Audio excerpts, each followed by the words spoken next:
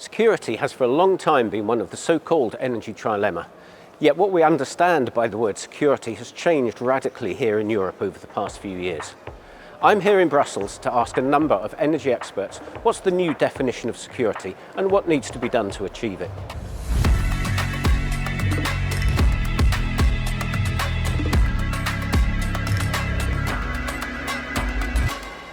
I think energy security these days is inseparable from independence. So for Europe, energy security means independence from supplies from Russia, but also independence from any import that we are strongly dependent on, like we have been in the past. And in that sense, renewables are a big part of the answer. So independence and security become inseparable, and together with competitiveness or with the affordability questions, renewables are just a very, very good answer to that question, or to solve the equation, if you like. Definitely, security of supply is one of the three pillars decided by the new governance of Erlinghagen, with customer/electrification and with IT and EA.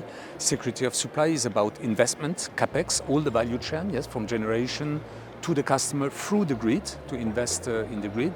But security of supply is also a question of sovereignty of all, I would say, the industry around the electricity sector.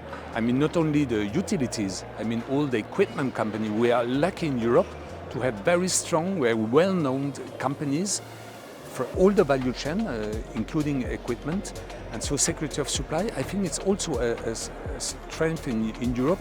And we have seen what happened if an incident like in Spain and Portugal recently, that we have to learn every day, yes, to guarantee this security of supply.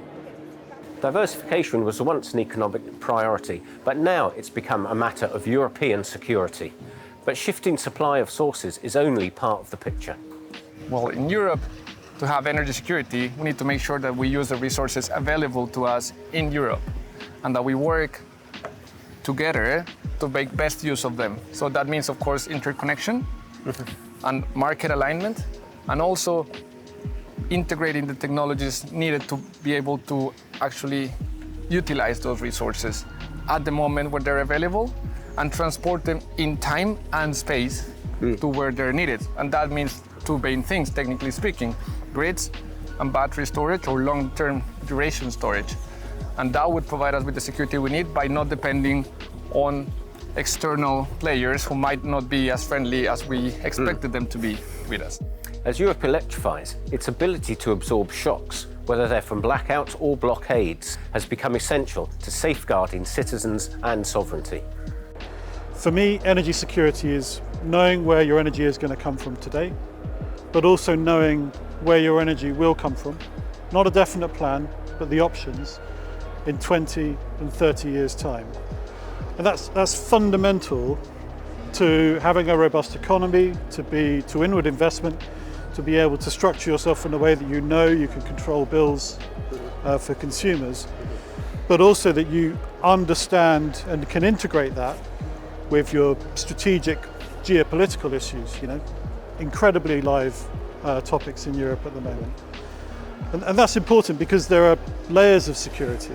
And you've also got to think about a much more distributed world in which you've got millions of devices potentially participating in energy and electricity supply. And that poses questions which challenge, you know, actors that haven't previously thought so much about electricity grids and the distribution of that. So that's, you know, military structures, security services, a whole set of different, more severe scenarios. Obviously, this isn't news to them. They're already well on the way in thinking about it.